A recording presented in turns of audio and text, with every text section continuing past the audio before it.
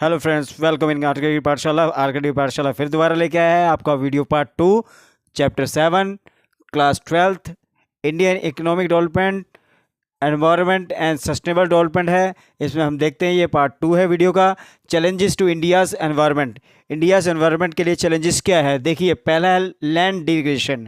Land degradation के अंदर क्या है, लैंड का जो निचला स्तर कैसा होता है, जरा निम्न स्तर कैसा होता है, यार देखिए। Refers to decline in the overall quality of soil. Means क्या है, उसकी जो सॉइल की क्वालिटी है वो डिक्लाइन होती है यानी कम होती है। Water vegetation condition commonly caused by the human activities. इसका कौन रिस्पॉन्सिबल है, ह्यूमन एक्टिविटीज़ रिस्पॉन्सिबल है। इसके कॉजेज़ क्या है, due to the deforestation, deforestation के कारण होता है, और ओवर गेजिंग होता है, इम्प्रॉपर क्रॉप रोटेशन होता है, और इम्प्रॉपर प्लानिंग होता है, poverty of agriculture dependent on people. Means के ये सारे कॉजेज़ हैं कि मान लो क्या है, अगर मान लो क्या है, इसमें पेड़ पौधे ज़्यादा काटते जाएंगे तब भी इसका स्तर आएगा, और जो जानवर हैं, पशु पक्षी हैं, जो जो जानवर हैं वो ज़्यादा चरने लग जाएंगे, उसके कारण भी होगा क्या, इम्प्रॉपर क्रॉप रोटेशन, इसके कारण भी होगा। तो ये क्या, these are the causes of land degradation. Now we are discussing the deforestation, वनों का कटना, फॉरेस्ट का कटना एक तरह से।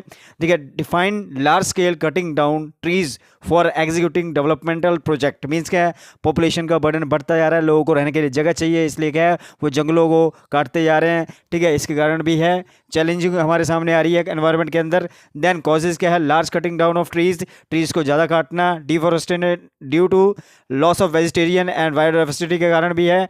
The soil the serious and dangerous consequence of forest depletion like more flood, soil erosion etcetera. ज़्यादा बरसात का होना, बाढ़ आ जाना, ठीक है, और सॉइल इरोजन का, मिट्टी का बह जाना, तो ये भी कारण किसके कारण था, डिफॉरेस्टेशन के कारण।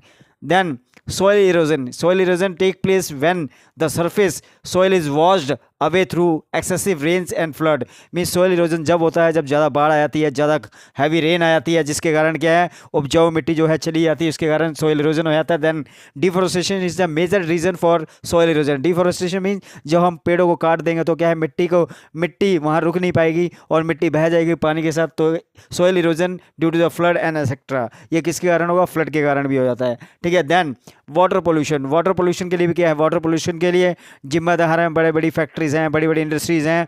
Now when toxic substance enter rivers, streams and other water bodies and get dissolve और lie suspended in water, is leads to water pollution. Means जब फैक्ट्री से निकलने वाला रासायनिक पदार्थ है और पोल्यूशन हो रहा है, जो हम गंद वगैरह जो है, गार्बेज वगैरह जो है नदियों में फेंक देते हैं, इसके कारण क्या है, वाटर पोल्यूशन होता जा रहा है। ठीक है, और इससे कारण क्या है, जो जो एक्वेटिक एनिमल्स हैं, एक्वेटिक जो है वहाँ जो सर्वाइव करते हैं, उनको भी उससे नुकसान होता जा रहा है। Now air pollution, presence of water pollutants like smoke, dust particle etcetera which are harmful to man and the environment. Means क्या है, जब एयर पोल्यूशन के, एयर के अंदर स्मोक होगा, डस्ट होगा, ये सारी चीज़ें होंगी, हार्मफुल गैसेस होंगी उसके अंदर। ठीक है, और पोल्यूशन होगा, ये क्या है, ये बहुत ज़्यादा ह्यूमन के लिए बहुत ज़्यादा नुकसानदायक है। Then it widespread in urban areas where vehicles and major contributors. Means क्या, ये ज़्यादातर अर्बन एरियाज़ में है, शहरी क्षेत्र में होता है ये, क्योंकि वहाँ पर व्हीकल्स वगैरह ज़्यादा हैं और फैक्ट्रीज वगैरह ज़्यादा हैं, जिससे ये कंट्रीब्यूशन इनका होता है इस चीज़ में, एयर पोल्यूशन बढ़ाने में।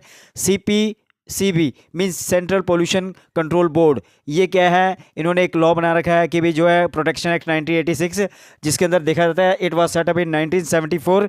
इसमें इनको कंट्रोल किया था पोल्यूशन के लिए, और जो पोल्यूशन के लिए रिस्पॉन्सिबल है उनके खिलाफ इंक्वायरी की जाती है या उनको पेनल्टीज दी जाती है। Now this is the second part of this chapter. I hope you will like this.